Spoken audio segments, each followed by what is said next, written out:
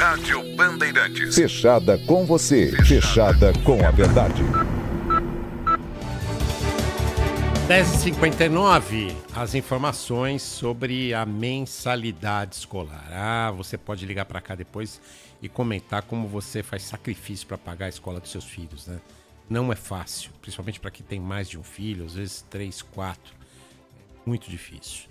E a mensalidade escolar, que mexe tanto com o orçamento da família, vai aumentar cerca de 10%, um pouco menos, enquanto a inflação está menos da metade disso.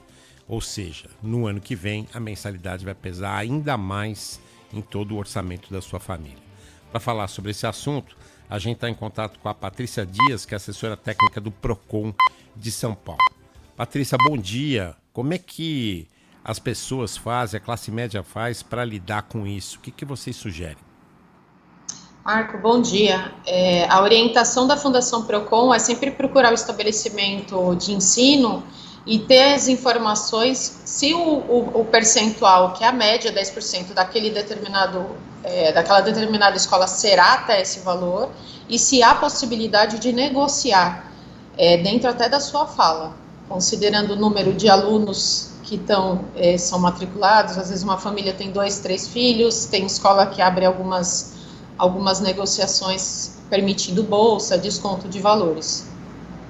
Agora, muito se fala que as escolas estão correndo atrás do prejuízo causado pela pandemia. Eu gostaria de perguntar para a senhora o seguinte: pode isso? Porque não é culpa do aluno nem dos pais o que aconteceu no passado. Não, de fato isso não pode, né? A questão da pandemia foi um custo social que foi dividido entre todos. Tanto o consumidor também, ele teve muitos custos com relação a isso, uma série de serviços e produtos, principalmente serviços colocados no mercado, teve dilação de prazo, não teve aplicação de multa por descumprimento do contrato, como foi no caso, por exemplo, do setor aéreo. Agora, o fornecedor passou por situações também complexas em razão da pandemia, mas você tem que trabalhar com aquilo do risco da sua atividade e dirimir de outra forma, e não repassar o custo para, querendo ou não, como a lei própria determina, que é o vulnerável, que é o consumidor.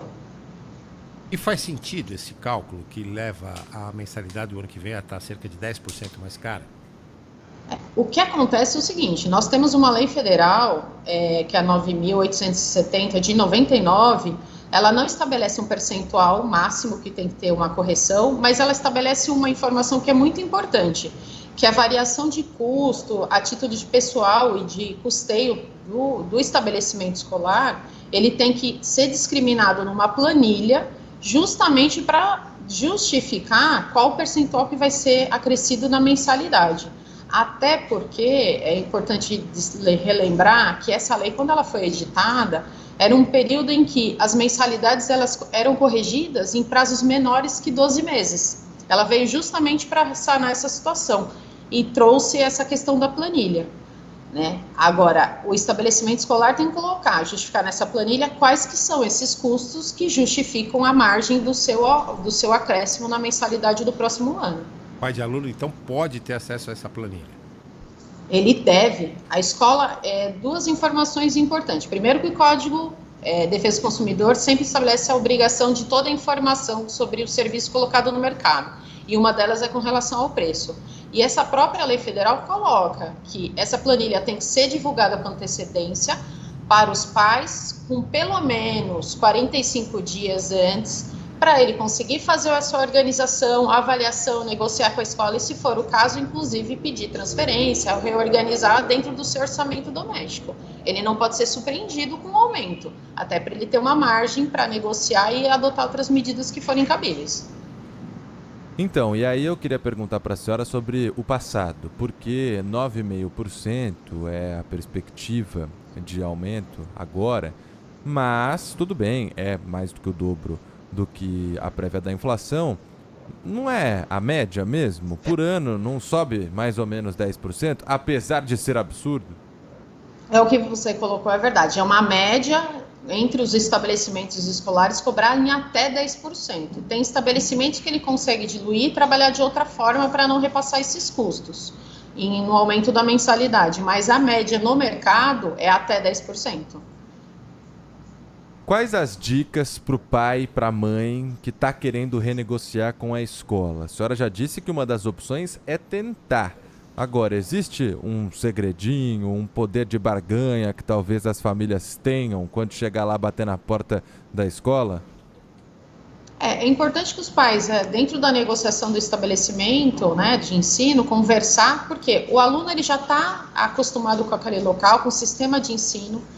Tem algumas possibilidades dentro da margem da negociação, que nós estamos falando da mensalidade, mas a questão educacional, ela tem outras nuances, né? Tem material pedagógico, conforme o caso, alguns pais conseguem até negociar, olha, eu consigo até chegar nesse valor do aumento, mas temos como negociar ao material pedagógico. Tem escola que acaba concedendo desconto ou não cobrando em razão do aluno, concedendo bolsa, se tem irmão, dá uma porcentagem de desconto por conta da família ter 2 ou 3 filhos. São possibilidades de negociação, né? É um acordo que o consumidor vai tentar estabelecer com um colégio.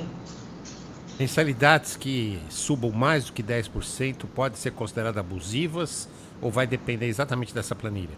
É importante verificar a planilha, porque ele tem que discriminar quais os custos que ele tem. Questão estrutural, questão de manutenção, questão material pedagógico, estrutura pedagógica do corpo educacional. Não tem como você taxar e falar que é um preço abusivo. Tem que verificar a circunstância conforme discriminado nessa planilha, até porque permite você ter maiores elementos para justamente negociar e entender a circunstância como ela foi apresentada. Agora, algumas mensalidades pesam e muito no bolso, no orçamento das famílias, e a gente sabe que há também uma superlotação nas escolas da rede pública, o que consequentemente leva de forma forçada algumas vezes as crianças às escolas particulares, que são muitas e de muitos níveis. Em que momento que uma família que não consegue mais pagar, que acha que o aumento é abusivo, que o reajuste está muito acima do que deveria ser, deve procurar o PROCON, a Justiça, já num segundo passo, depois da escola? É importante que ele primeiro se busque a escola, como você colocou, primeiro para ele ter mais elementos, inclusive documental, e se mesmo assim ele sentir que não foi esclarecido ou que aquilo ultrapassa dentro do que é razoável, né, dentro do que seria adequado e da planilha não consegue justificar esse aumento que eles acabaram sendo surpreendidos, que ele procure a defesa do consumidor trazendo toda essa documentação que o caso vai ser analisado. Isso também não impede que, se caso o consumidor, né, o responsável pelo menor, se sentir um desdobramento de um dano, de uma questão sobre isso, também procurar o Poder Judiciário. Mas sempre é importante procurar a escola, formalizar, pedir esclarecimento, até para ter maiores elementos para conseguir demonstrar a situação, como ela realmente se apresentou. Patrícia Dias, assessora técnica do PROCON de São Paulo, muito obrigado pela sua participação aqui no Manhã Bandeirantes. Obrigado. Bom dia. Se prepara, viu, Lupato? Porque quando você tiver seus filhos também tem que gastar uma fortuna na escola, viu? Se hoje a escola já é caro pra caramba, eu fico pensando quando eu tiver filho, né? De 10 em 10%, Sabino, eu não sei não, viu? Que fim levarei?